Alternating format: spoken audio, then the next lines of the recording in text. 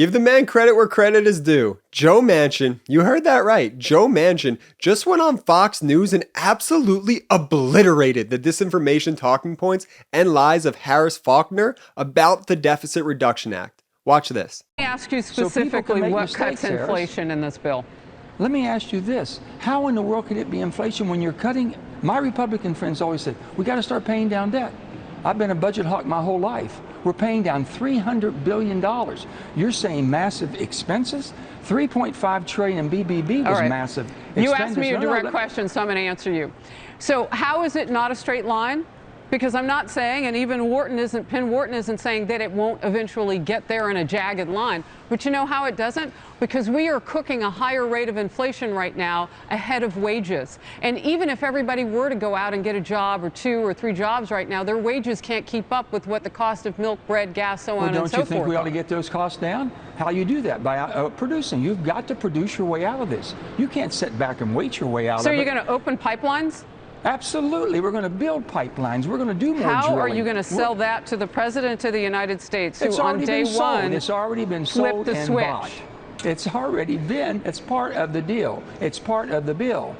All you have to do is read the bill, Harris, and you'll see. This is not a Democrat bill. This is not a Republican bill. All right. This is not a green deal. This is a red, white, and blue deal, Harris.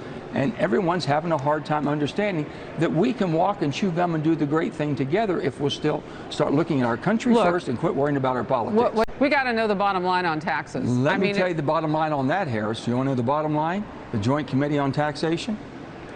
That opinion was only written by my friends on the Republican side. It was not done by the whole Joint Committee. So that is unfair, too. So let's be accurate what we're doing here.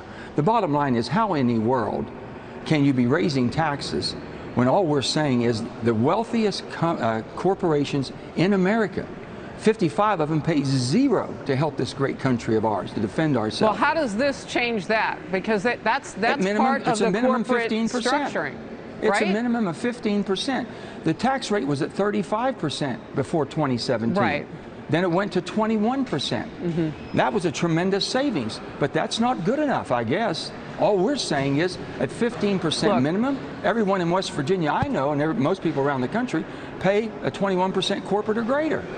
So why can't the greatest $1 billion of revenue a year, why can't they pay at least 15% for this great country? But $400,000 was supposed to be the cutoff, and I'm reading, and I am reading, Senator, that it's below that now. Who's paying any taxes? Who's paying any taxes that doesn't have a corporation that has revenue of over $1 billion a year? Not one person. Not one person. Harris, you're assuming because they'll pass that on. The companies were paying zero. No. I'm asking a different question than you're answering. I'm saying Americans, $400,000 and below now, are going to be taxed. Their taxes are going to go up. That's a lie. That is a pure outright lie. So their taxes are not going to go up? Not at all. And you know one thing? How about the people that are going to be saving as far as on their Medicare, $288 billion, who are paying higher prices than they should? Aren't they? They didn't even assume that in the revaluation. They didn't talk about any of that. How about if gasoline prices go down because we're producing more oil to make more gasoline? Well, and those are going to fluctuate. So what happens? I am not going to make a statement on that. Approval rating is like as low as Congress's. Well, I mean, can't no we all do offense, but something you know great? that Are when you you get into the 30s, no one's that popular, Harris, and that's are this you president. scared we're going to do something good that'll help our country, and of someone course might not. take My father credit for served. Are you kidding? Service is in the Bible. Like you are. That's what we do. We serve our fellow man and woman. That's exactly what I'm doing. Don't make this personal, because it's not. Okay, Joe. Okay, Joe Manchin, I see you. Okay. Look, Joe Manchin is absolutely right. Yes, I said it.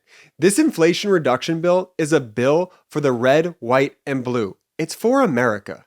We need to do work and build our economy, rather than what the Republicans are doing, which is absolutely nothing but talking about Mr. Potato Head and Dr. Seuss and voting against our military. And Joe Manchin, he made another great point. Read the bill. Read it. Republicans have no interest in helping America to the point that they don't even read the damn bills anymore. If a Democrat introduces it, whether it helps veterans or whether it reduces inflation or whether it brings down gas prices, Republicans, without even reading the bill, will go on their shows and whine and complain and do their whole song and dance boogeyman routine. It's pathetic. And I'm glad Democrats, including Joe Manchin, are exposing it. Thank you so much for watching. If you have a chance, please subscribe right now to the MeidasTouch YouTube channel.